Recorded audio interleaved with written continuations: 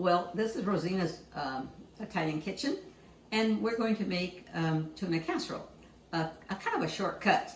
I'm boiling the pasta and cooking it, and I basically start with a package of mac and cheese. And then what I do is have it nice and moist and add tuna to it, and it's very flavorful and good and quick. We'll show you the results. It's Annie's mac and cheese. This is shells and real aged cheddar. Not fake. Not fake.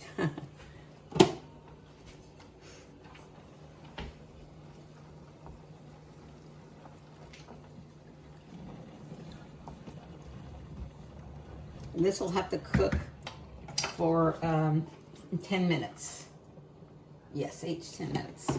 And we're adding milk to the for the cheese sauce, and then we're adding the cheese. We'll mix it in to make the cheese sauce. Well, this is a real shortcut, let me tell you, but it turns out okay. It turns out pretty darn good, and it saves a lot of time if you're in a hurry. Butter for the cheese sauce, which makes it pretty yummy. Let's see, I think I better turn this fire up. The shells.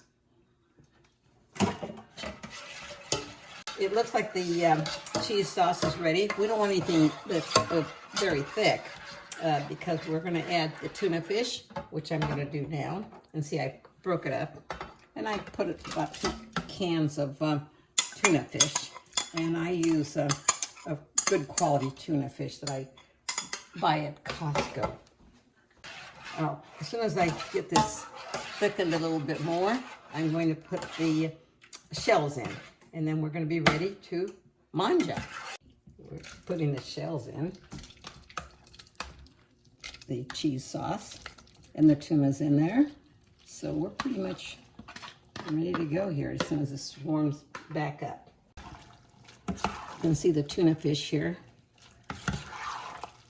We have dinner ready, and this is our tuna casserole, where we took the shortcut with mac and cheese, Annie's mac and cheese, and then added the tuna. So hope you try this. It's real easy, especially when you want to have a quick meal. See you the next time.